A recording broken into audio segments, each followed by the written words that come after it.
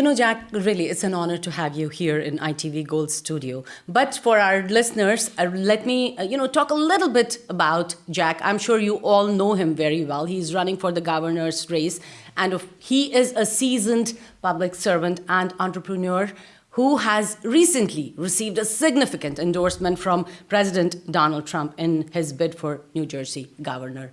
And, he has a history of those close races and commitment to addressing the state's challenges. Jack is definitely here to share his vision for New Jersey's future. So I would like all of us to welcome Mr. Jack Ciattarelli, businessman, former assemblyman, and two-time Republican nominee for governor of New Jersey. Welcome again, Jack. Pia, thank you. It's great to be with you and looking forward to sharing my vision with all of the Indian Americans from New Jersey in particular who watch this important show. So first of all, let's start. I want you to share your key aspects of your 2025 governor's campaign. So there's a number of crises that we have across New Jersey. There's an affordability crisis because our individuals and our businesses pay the highest taxes in the country. And we need to lower taxes. And I believe we can do that by lowering the spending in our state government, but also having a more equitable distribution of state aid to our schools. There's a public safety crisis in New Jersey. We see nonviolent crime is rising significantly, break-ins, car thefts. We need to get back to supporting our local police and allowing them to do their job well by taking the handcuffs off, as we like to say, to keep our community safe. There's a public education crisis in New Jersey. The current administration and the Democrats in our state capital shut our schools down for 2 years during the pandemic, 2 full years. There was significant learning loss. And we've also done certain things to the curriculum to get away from teaching critical life skills. I believe there are things being taught in school that really belong at home, as we like to say, at the kitchen table with mom and dad. And let's get back to the basics in our schools, which is teaching critical life skills and providing vocational training opportunities for those children that don't want to go to college. So we have this affordability crisis, public safety crisis, public education crisis. There's also an energy crisis across New Jersey. We don't have enough electricity right now, and that's why people's monthly bills are increasing so significantly.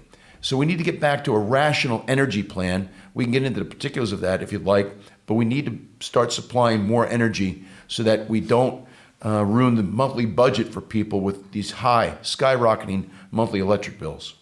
And the question that's coming to my mind, of course, is the big thing, endorsement by President Donald Trump. So tell me, what sets your campaign apart for securing his support? I'm honored to have his endorsement. He's given me his complete and total endorsement. The president wants to win. He knows how close my race was in 2021. We came very close to winning. He ran very well here in New Jersey last year. New Jersey's kind of his summer home. As we all know, he spends a great deal of time in Somerset County, in Bedminster, that town in Somerset County, all through the summer months. He's very much in tune with what's going on in New Jersey. And I've told him that as governor, we will not be a sanctuary city or sanctuary state status. We're not going to allow that. It only encourages illegal immigration. And I'm going to work in partnership with him to keep our country and New Jersey safe. And that's a big difference between myself and the current administration and the Democrats that run our state government. So tell me, how are you reaching out to the voter base, which is outside of your supporters as well as Trump supporters? So first of all, that we spend a great deal of time raising money so that we can be on mass media markets through TV and radio and billboards. But then you have to go into individual communities. And no candidate in New Jersey has ever spent more time in the Indian American community than I have. We did a lot of that back in 2021. I look forward to doing that again. Just this past weekend, I was at that magnificent spiritual, cultural center and temple in Robbinsville. The Hindu temple is the 8th wonder of the world. I saw the pictures. Those look gorgeous, yes. And this isn't the first time I've been there, but there was an opportunity that day to speak before nearly 5,000 Hindu Americans, all from New Jersey. Pia, you have to go and spend time in the community, and that's exactly what I do. All right, so let's talk about your vision and, of course, your leadership.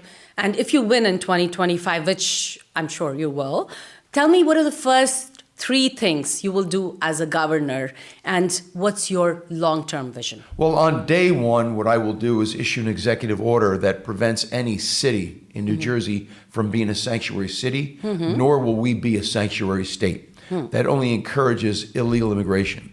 The next thing that I do on day one is I appoint an attorney general. The attorney general of New Jersey is the #1 law enforcement officer in the state. All the police chiefs and the prosecutors report to the attorney general.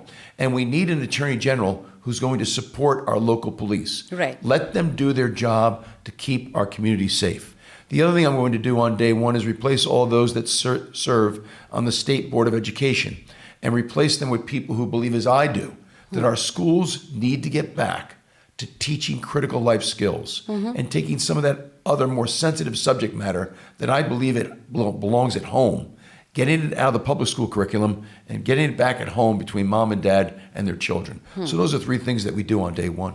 All right. So moving on from there, let's talk about like economy, taxes, and business. And when we talk about taxes, New Jersey is one of high property tax states. So tell me, and I know you have talked a lot about lowering property taxes too.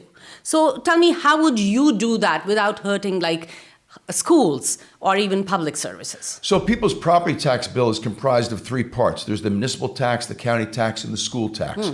The school tax is usually anywhere from 50 to 70% of your property tax bill. And the reason why it's so high is because the state, in a very inequitable way, distributes state aid to schools that isn't fair in my mind. And so if we have a new, more equitable distribution of state aid to all of our school districts, in all of our towns, we can lower property taxes. The more state aid a school district receives, the less it has to tax its local residents to pay for the school. So again, a more equitable distribution of state aid to schools will lower our property taxes. I also have to lower income taxes, and we do that by downsizing the size of our state government. Our state government is bloated, it's inefficient, and it's wasteful.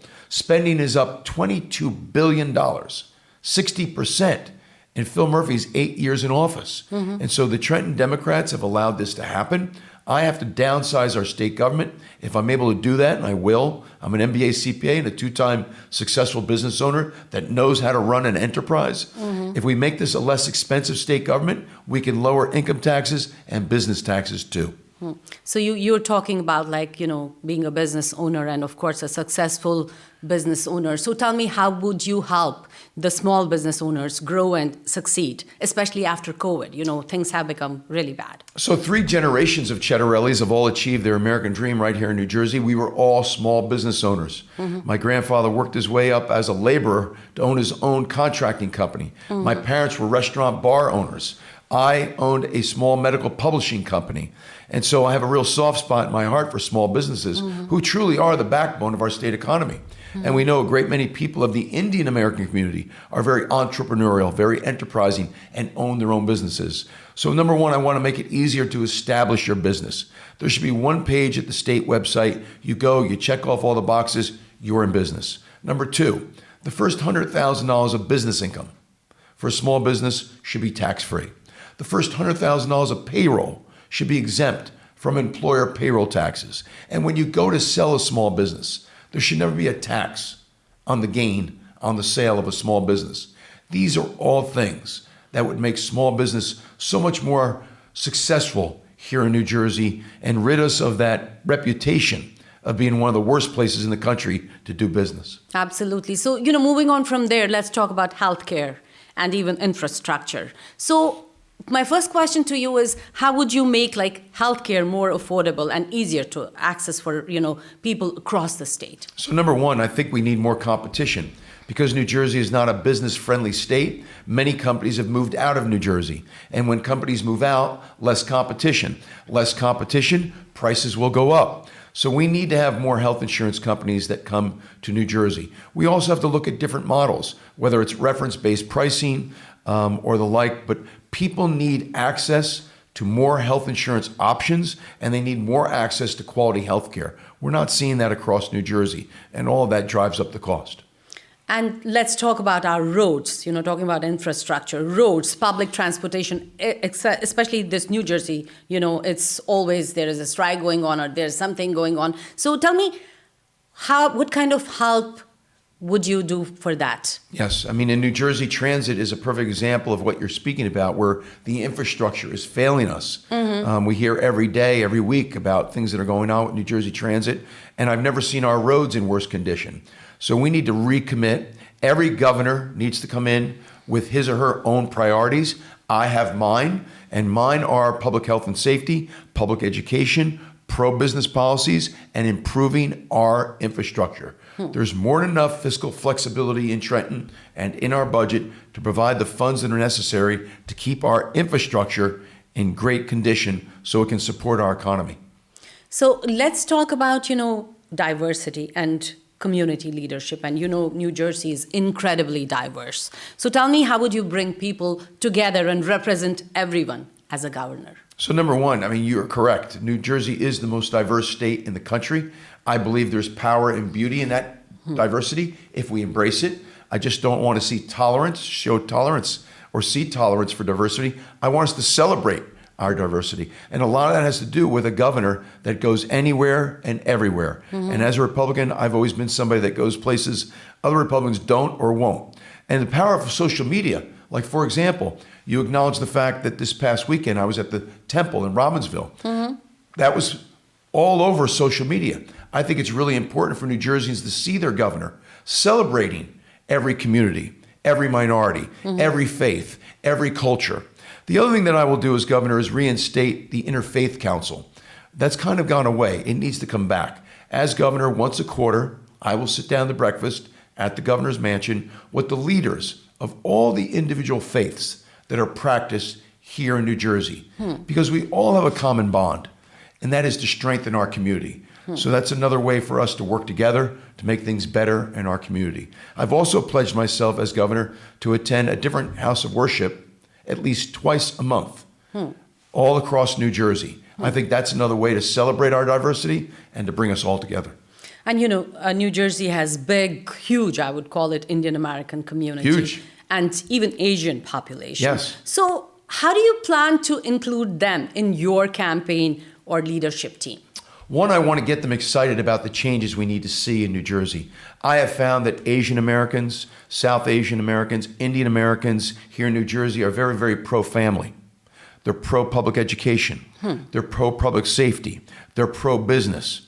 I need to share with them that currently policies are not promoting those values, and that my administration will, in fact, be pro-family, pro-business, pro-public safety, pro-public education, and in so doing, get them excited, not only about my candidacy, but about participating in the electoral process. We want to see more Indian Americans participate in the election process by voting.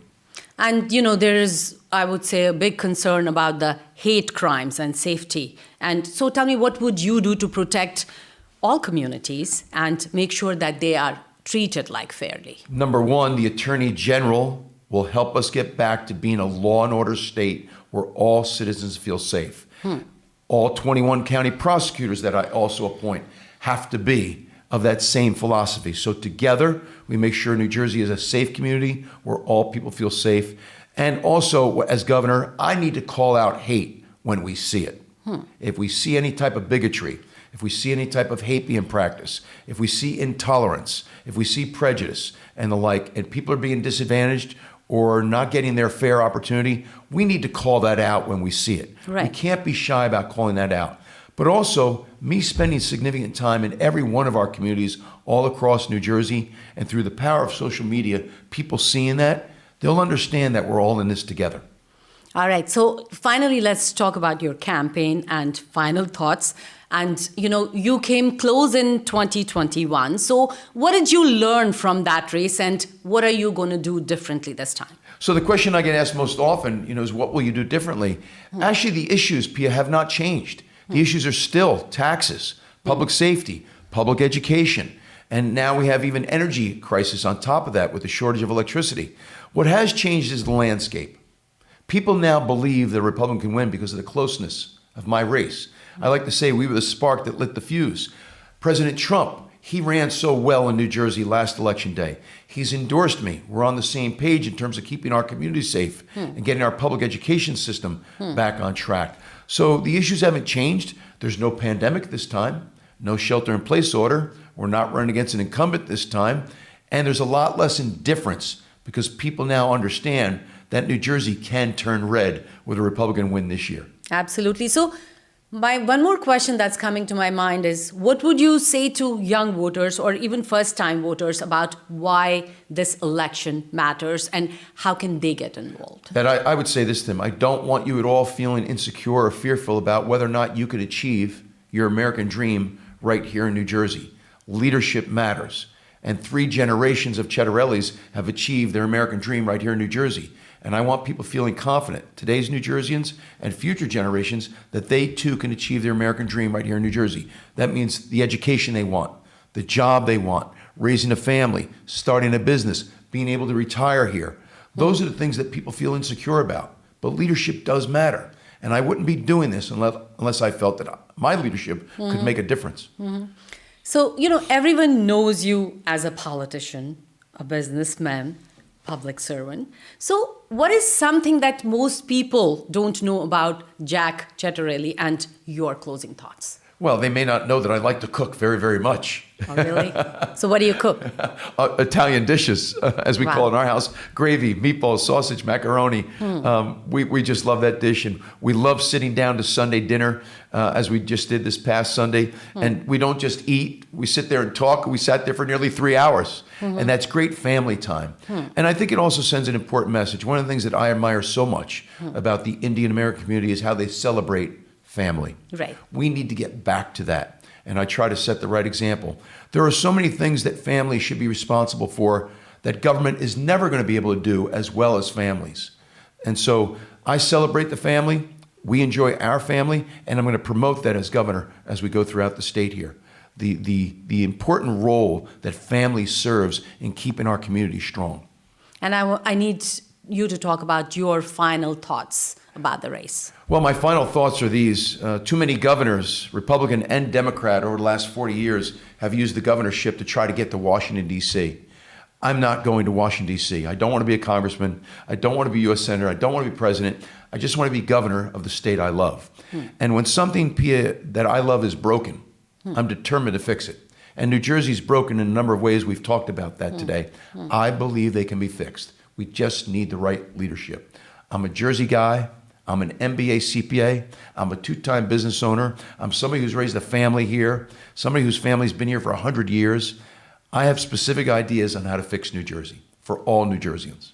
And you know what? I would like to wish you all the best, and thank you so much for coming. Pia, thank you. Thank you. I look forward to coming back as governor. Yes.